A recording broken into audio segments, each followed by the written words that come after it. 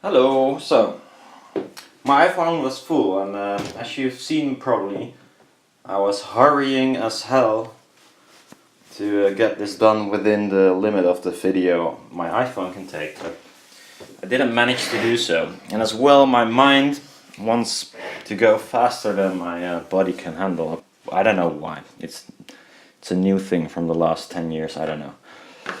So, relax. Where were we?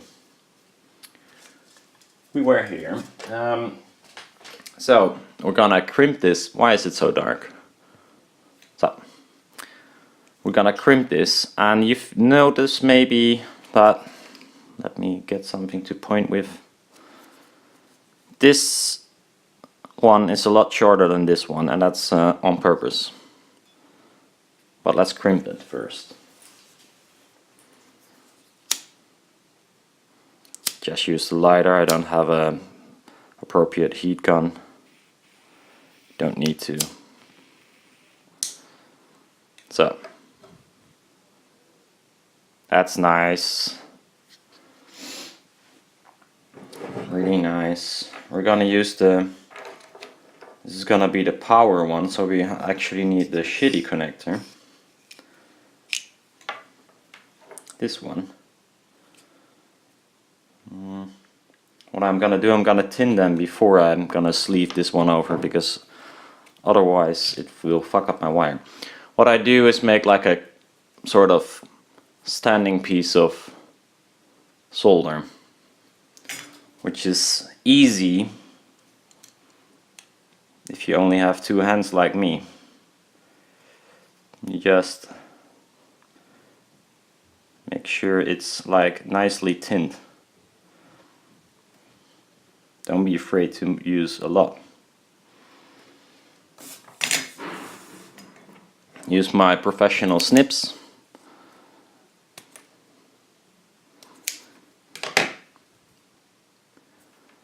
This one might be a little bit long even.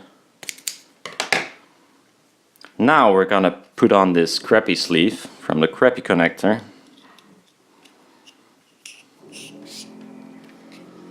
And I must take a look if this works the same as the node rig. I believe it did. Yeah.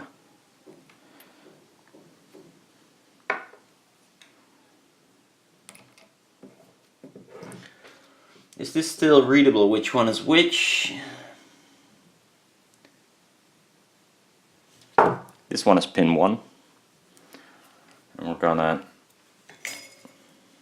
solder that in. My hand is in the way, I know.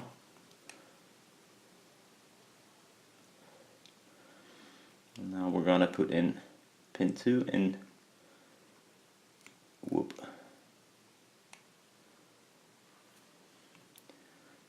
Normally you could add some fresh solder. Looks nicer, but in this case I won. Well, now the thing is, you can see the sleeve is shorter, and that's on purpose because this is the strongest of this whole cable. So it acts as, if you pull on it, you pull on the sleeving and not on the the positive wires in this case. So it's kind of a safety thing.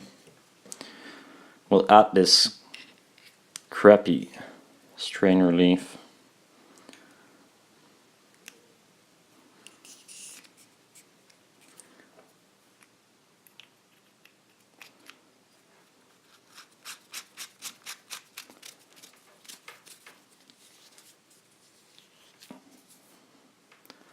That's one connector done.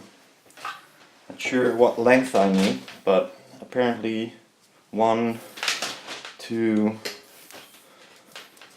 3 meters will be more than enough, I think. Yeah. I got enough cable. How much cable do I have? I'll make it 4 then.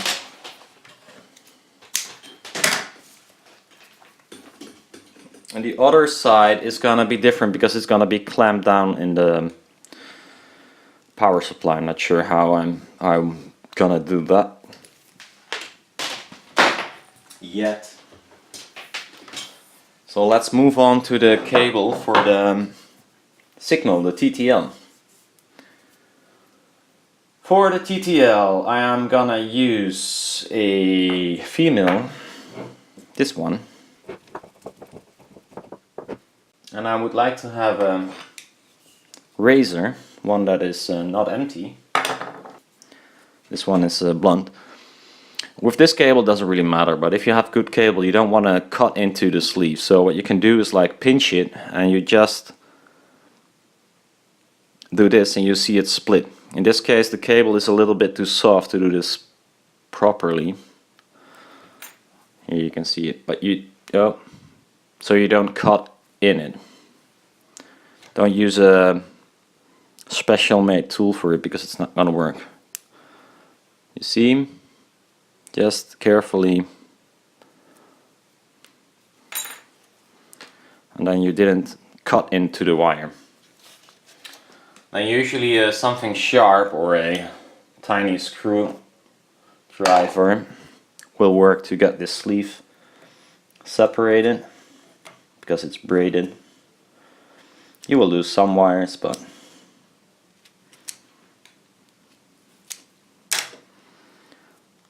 split them from the fabric wires.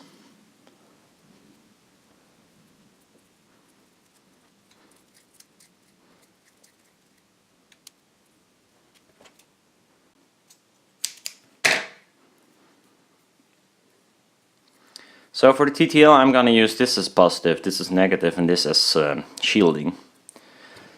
And this is gonna be the receiving side of the connector. So I'm actually not gonna use this. Why? Because it acts like an antenna, sort of.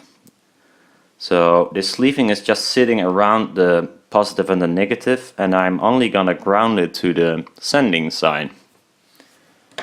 So actually I don't need this. I don't need this here. Go away. I could add it to the housing of the connector. That's nice, but in this case I'll pull it over a little bit so it's gone.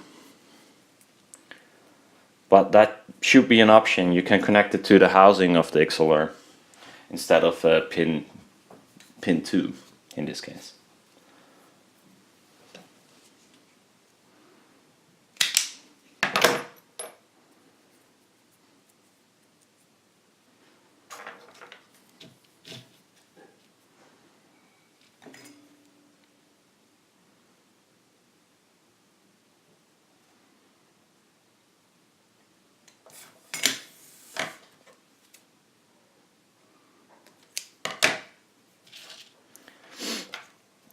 Don't forget the sleeve.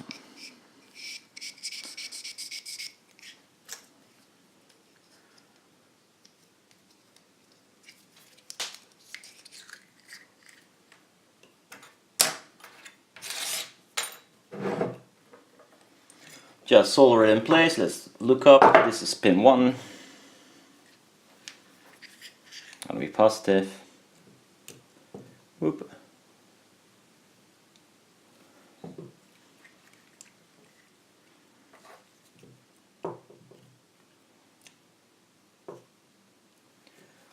In this case I want far more solder because it's nice.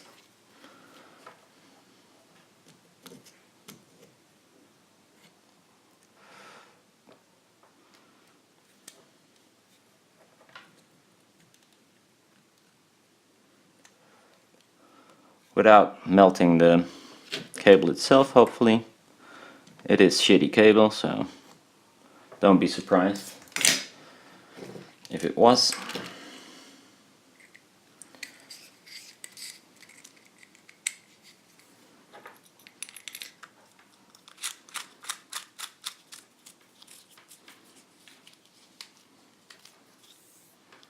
Okay, so TTL connection and the other one is the power connection. 1, 2, 3, 4 meters.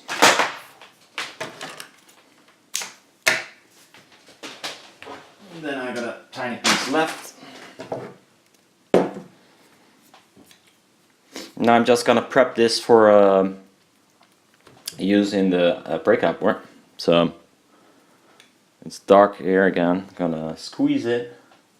Use a sharp knife normally, but I don't have one right now.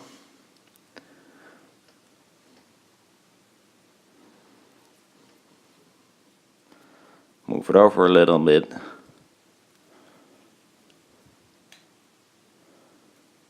You can see it split when you have a sharp knife.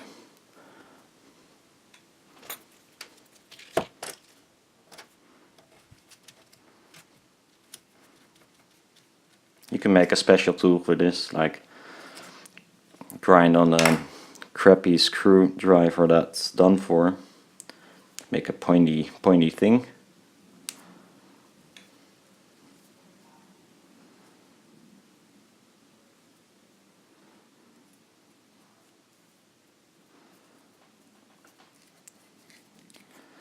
This side I will ground.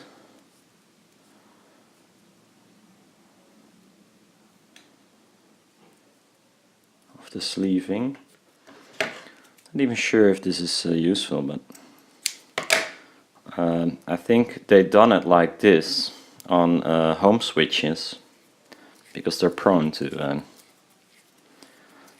have false positives, kind of.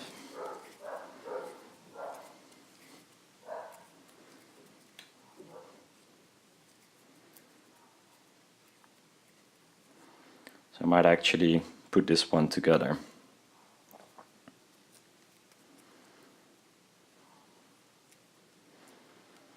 Or I leave it, I'm not sure yet, because it's a bit of a thing.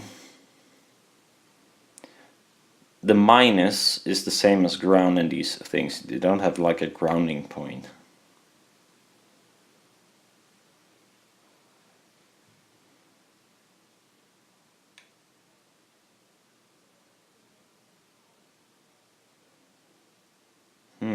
That's a good question. I don't know actually. Well, anyway, I am gonna put them together. If I got some problems, I'll unhook this sleeving from ground. That's a good question. Well, fuck it. Oh, that's nice.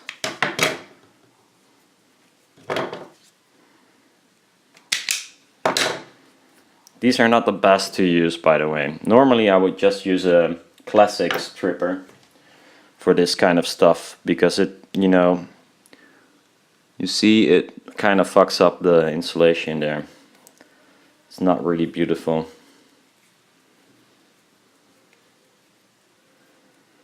Some thin wire might even sturdy it up a little bit. Not sure yet.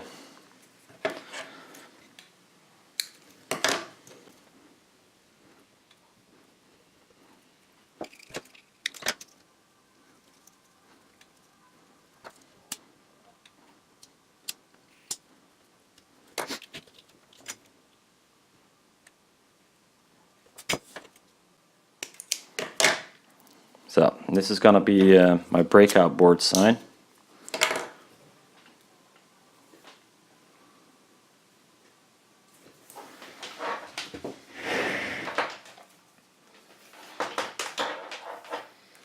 So that's one cable done, and it's really flexible cable, that's nice.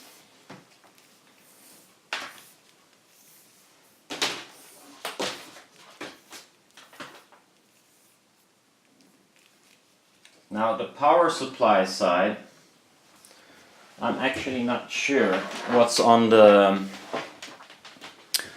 ATX power supply.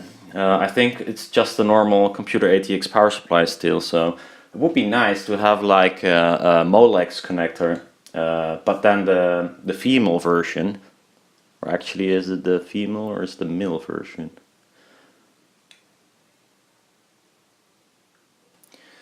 From a fan or something, so I don't have to like solder it directly or use like I'm gonna take a look if I got some old Molex connectors I can use for this from an old fan or something. Be right back.